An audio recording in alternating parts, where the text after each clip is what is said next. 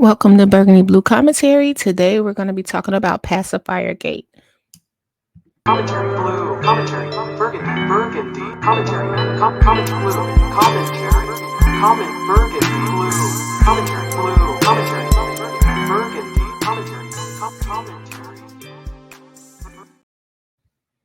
Hey y'all, welcome back. I just wanted to stop in really quickly. I hope all is well with you and yours. Today I want to talk about Sisterwives, right? And this week it has been so on everyone's radar about Ariella May. Ariella May, Kody and Robyn's youngest daughter, and her running out with the pacifier with her binky, right? And I want to talk about it a little bit. So, you guys, without bashing the child, it's not her fault, or it's not the parents' fault. But I wanted to. It is. It is. It is. Y'all, I be finding myself trying to try to be politically correct. But okay. In this case, we're on the outside looking in, but let's talk about what we see from the outside. All right, you guys. So we see Ariella. She is now 7 years old. She is running around with her binky or passy still in her mouth.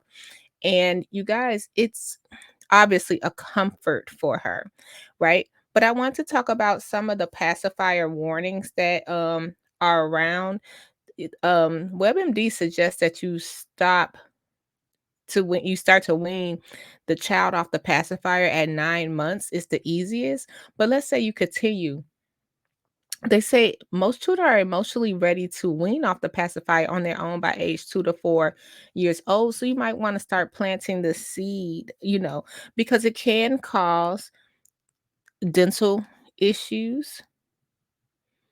It can cause emotional issues. Taking away a pacifier can take time, and we actually see that Robyn and Kody do have a nanny, or they've told us they had childcare help, or Robyn has said it. And it's like, what do when are you going? And the reason I'm saying this is because let's go to WebMD because I'm talking in circles. Okay, the pros of using a pacifier: it provides comfort, it reduces the risk of SIDS, and it helps baby fall asleep. The cons of using a pacifier, we say baby, is nipple confusion. So if you choose to breastfeed, they won't know the difference between your nipple possibly and and the nipple of the bottle or the nipple of the pacifier. Dental development. Most babies do not have teeth yet, but it's important to remember that use of a pacifier can impact the alignment of teeth when they do begin to come in. If possible, plan to discontinue the pacifier before it has too much of an impact on your baby's teeth. While some babies are born with their first teeth, most are starting teeth around 6 months.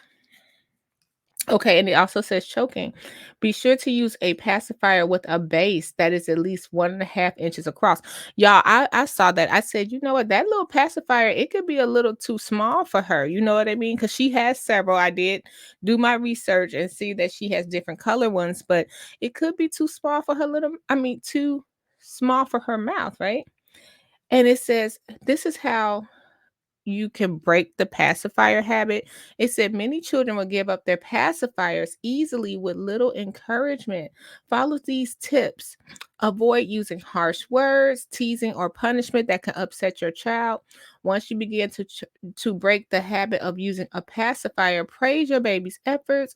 Implement a sticker chart to track your baby's progress. If your child uses fingers for like sucking or sucking their thumb, distract them to keep their hands busy. So when we're talking about that, we see that all of that is going to return. That's going to take time, right? And if Robyn is in the house allegedly with a nanny, it's obvious that she does not have time to even worry about this child and what they doing. You know what I mean?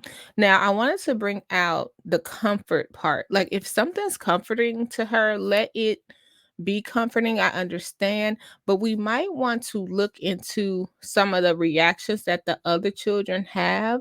And I am speaking on the oldest of Kody and Robyn's children, and that would be Aurora, and her panic attacks, right? Let's talk about it right quick. So here we see Aurora's having a panic attack, and we see that Robyn has thrown Kody and her into action so far as even picking her up.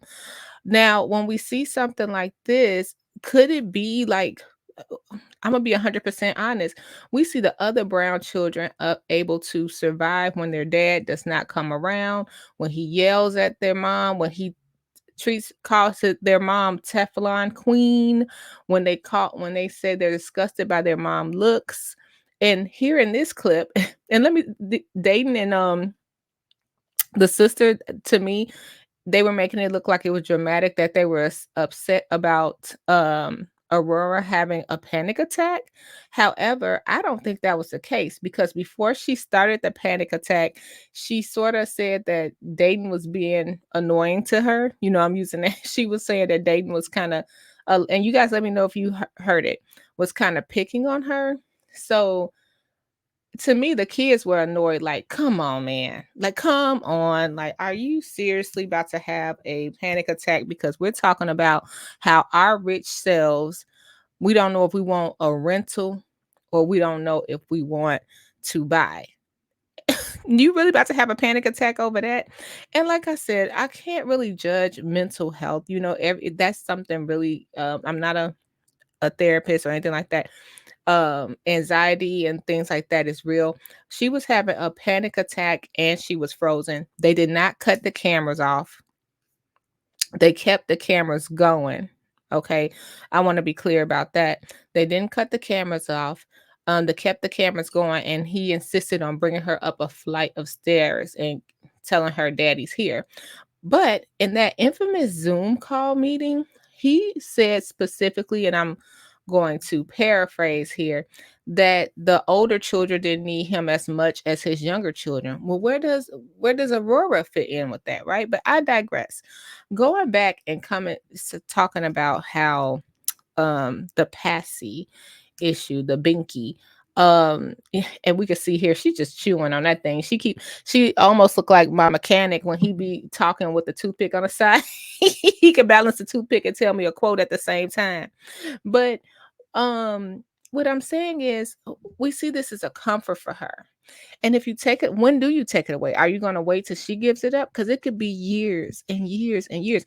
And you guys, this might be something when your other children has issues. And if you're an avid Sister Wives watcher, I love Sister Wives. So I've been watching this season 1, and I'm gonna say allegedly, I remember Dayton had issues at the beginning, right? Um, so if you have your children are having these emotional issues, even in adulthood, you might want to nip it in the bud now. Like I said, I'm not a therapist. Um, I do know anxiety and depression is real from experience. I'm saying you might want to get some help now. And I wish, for instance, I wish I would have had some help and knew about therapy and things like that when I was younger. You know what I mean? Or my parents would have stepped in, not blaming anybody, but you guys have the money for the moto scooters. You got the money, go check out Ari. Okay. And I just think that this comfort and this security and this my daddy and mommy will never break up, and this pity party, hate to say it, could become an issue. And like I said, going back to that Zoom call, we see the stronger, I have to say it, the stronger Brown children, like Isabel, just needing her mom, but wanting her dad to come. And he's like, I'm not going. And remember the Zoom call when he said, hey, this is the height of C19, and he had all these rules. And who ended up getting C19? We do know Janelle got it, but who really ended up getting it? Kody and Robyn. With all the rules in the world, the nanny could come in and out, right? Allegedly. So it was time for Isabel to go to school, and she really wanted her dad to see her off. And Janelle suggested that Kody stand in Christine's yard so he could see Isabel. He's not interested because he said it was too cold. Mm, mm, mm. Mm, mm, mm. So all this coldness towards the other children, and sort of erasing his life before he married his fairy tale princess, you know. And we're going to talk about that in another video about if Robyn allegedly has ever lived plural marriage. It's boggling. And my suggestion, and I don't tell nobody how to raise their kids, maybe, but my suggestion, nonetheless, maybe look into why Ari needs this binky for comfort. Maybe look into that because that could be something serious down the line. She is 7 now. In a couple of years, she's approaching double digits.